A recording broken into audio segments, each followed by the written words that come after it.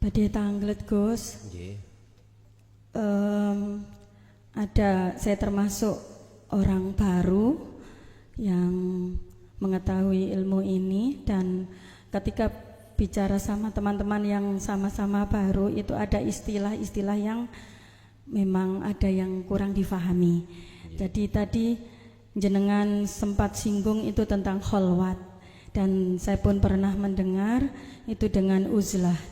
Dan pertanyaan saya, apa perbedaan kholwat dengan uzlah? Itu yang pertama. Untuk yang kedua Gus, ketika kita menerapkan dzikir sirul asror, ini apakah setiap setiap waktu kita harus menyadarkan diri dengan dzikir tersebut? Ini kita, terutama kita yang ada aktivitas dari pagi sampai sore, artinya intensitasnya sangat tinggi gitu Gus. Dan apakah kalau kita beberapa saat, karena ini mungkin ada kaitannya dengan pelayanan publik, kita harus bersosialisasi dengan orang lain, ada kalanya itu kita akan lupa, ngoten lho Gus. Apakah kelupaan ini itu yang menyebabkan atau salah satu faktor kita tidak bisa bertemu Allah seperti itu? Dan yang terakhir ngapunten Gus nggih. Pernah, ini pengalaman pribadi, ketika saya berzikir itu ada keadaan di mana tiba-tiba itu tidak bisa saya gambarkan perasaan saya. Tiba-tiba ada perasaan yang seolah-olah itu bahagia tapi tidak ada sebab. Ini apa? Padahal saya nggak ingat apapun gitu. Terus dan ada kalanya tiba-tiba menangis dengan dalam seperti itu Gus. Nah ini mohon penjelasannya Gus. Nggih ngoten mawon, matur suwun sangat. Wassalamualaikum warahmatullahi wabarakatuh. Waalaikumsalam warahmatullahi wabarakatuh. Kita manusia tidak bisa dimungkiri dengan urusan-urusan yang ada kaitannya dengan duniawiyah, apalagi menjadi pelayanan publik. Tapi disadari atau tidak, diimani atau tidak, Allah itu di mana-mana dan tidak kemana-mana. Sadar atau tidak, Allah itu tidak hanya tenguk-tenguk di masjid. Allah juga ada di pasar, di kantor, dimanapun. Ma'akum, selalu bersama panjenengan, apapun keadaan panjenengan. Bapak Ibu, memang benar, ketika akal dan hati ini fokus terhadap urusan selain Allah, memang benar itulah yang menjadikan lalainya hati kita pada Allah. Akhirnya tidak sadar kalau semua itu dari Allah.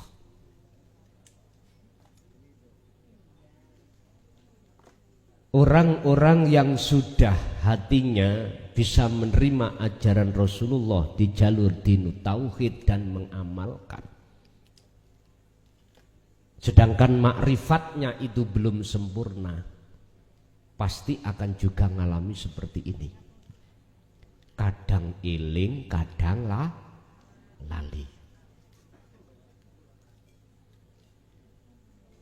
Bapak Ibu, yang terhukumi melalaikan Allah itu adalah orang-orang innalladzina kafaru bi ayatillahi wa liqaihi,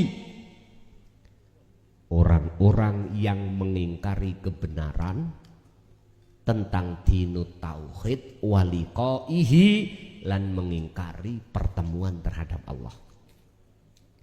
Berarti golongan yang pertama tadi.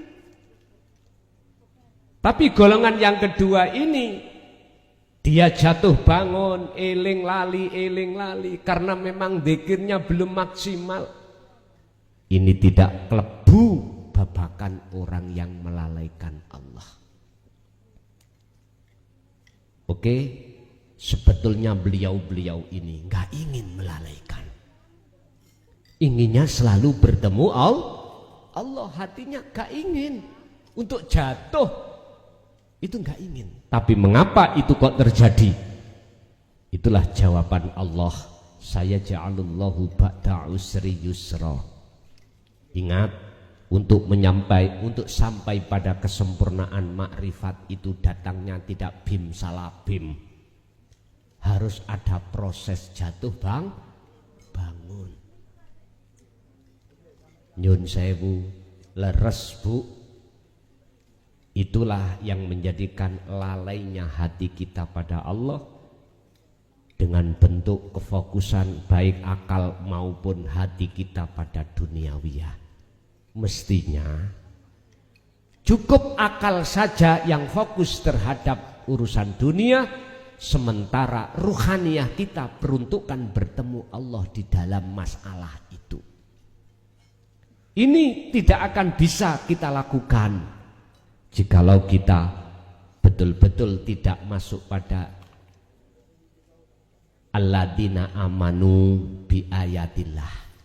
Kalau tidak masuk golongan orang-orang yang beriman dan wa amilus sholihah dan selalu melakukan dzikirnya setiap detik, nggak mungkin. Makanya pertanyaan jenengan yang menyebabkan lalai saya adalah perkara-perkara urusan dunia. Jawabannya secara satu sisi betul. Kalau jenengan tak proses, ini semuanya karena nafsu memang menginginkan hati sampai selalu lalai. Inna nafsa la amaratum bisu, ngejak lalai nang Allah. Tapi nek diproses lagi,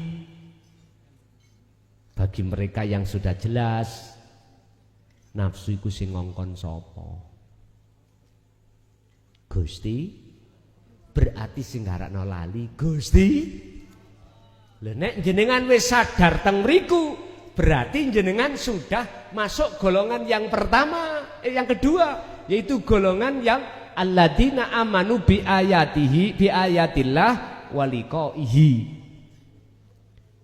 Inilah pengikut-pengikut ajaran Kanjeng Nabi di jalur dinut tauhid. Tapi ini tidak akan bisa mengatakan semua karena Allah jikalau jenengan tasik golongan pertama. Oh gak iso. Aku lali yo gak karena Allah, yo nafsu iku.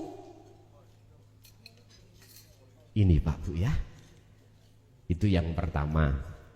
Untuk selanjutnya Ibu ada punya pengalaman terkait senenge ati gak nek digambarne ra ngerti piye, asal usule yo apa yo ora ngerti, nangis sedih yo ngono ora ngerti tekone apa sebab kok yo nangis drodos. Pun biasai iki, biasai seperti ini dialami oleh orang-orang yang wabtahu ilaihil wasilah. Orang-orang yang hatinya ada keinginan untuk mendekat dan bertemu Allah, tapi belum bertemu. Bahagiane itu tadi adalah jenengan kenek sentrongane nur makrifat Allah. Ibaratnya cara wong senengane sate, ada orang yang bakar-bakar sate ambune tok sampai wis melok apalagi ditekakno satene. Tapi bagi jenengan sing ana indikasi darah tinggi, ambu tok wegah wis. Barang gratisan ya mau dipangan. Iki dek ning awak dhewe ana penyakit darah tinggi biasanya kan ngoten.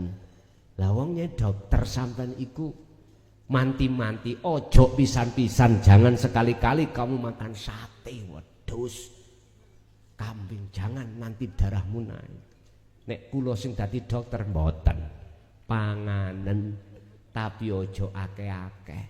Lah wong 10 sonduk dientekno dhewe, ya niku persoalane. Nek cuman 1, 2, 3 sonduk tok ra apa-apa. Nggih nyun sewu Pak Bu. Jadi bahagianya sampean kali kula niki itu bentuk Allah ngamboni nur makrifat Allah. Lah sing nangis ngamboni ketaubatan sampean kali kula. Namung niku. Ora tahu kok.